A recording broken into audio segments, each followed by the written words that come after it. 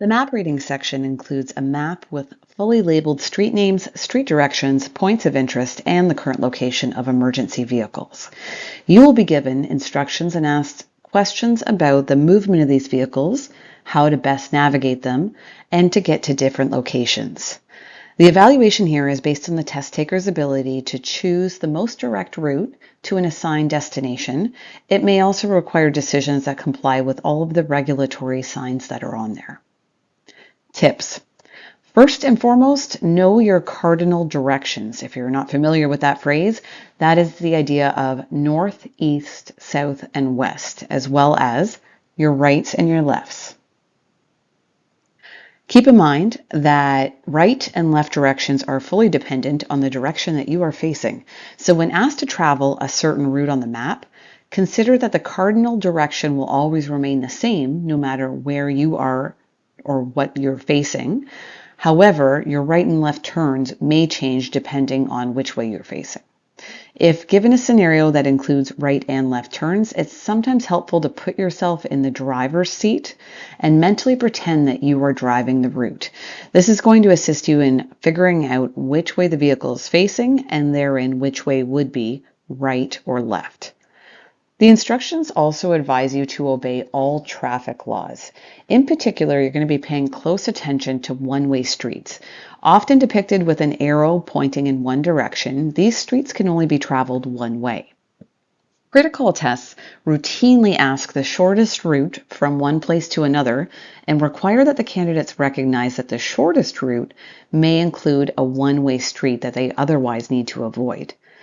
Please ensure that you're reading these instructions carefully and pay attention to block streets or routes that have to be avoided. Some of the answers you will probably pass through these, and that would be the justification to eliminate them. Let's take a look at a few examples.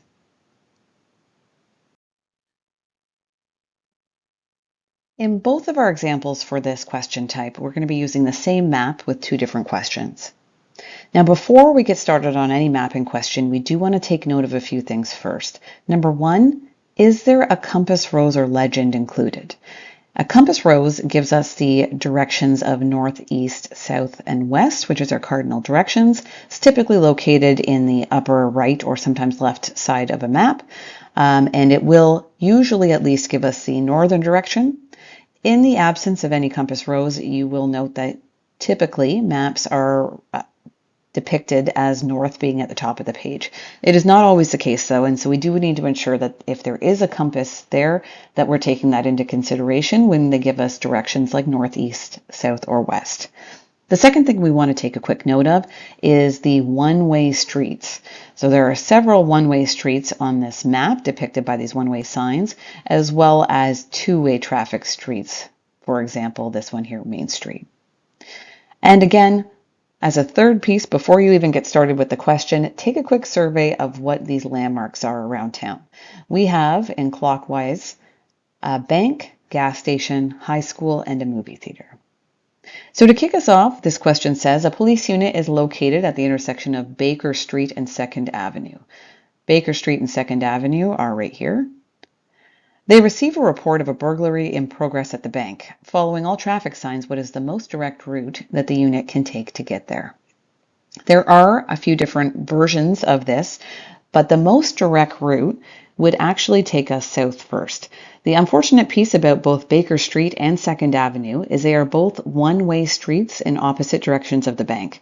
Baker Street is west only, and 2nd Avenue is south only. And the bank is north and east of us right now.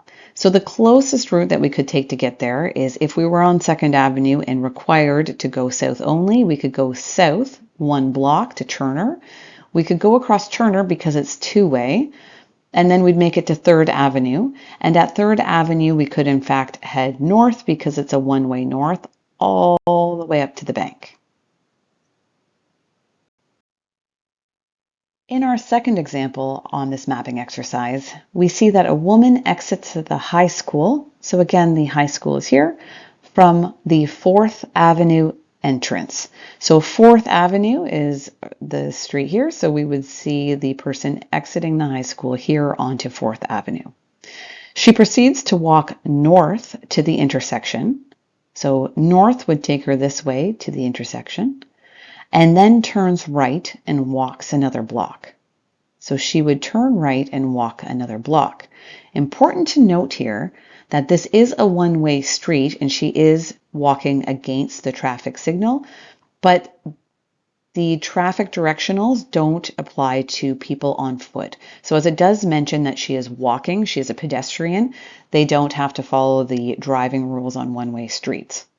So this is where she is. It would be listed as the intersection of Baker Street and Ruby Road.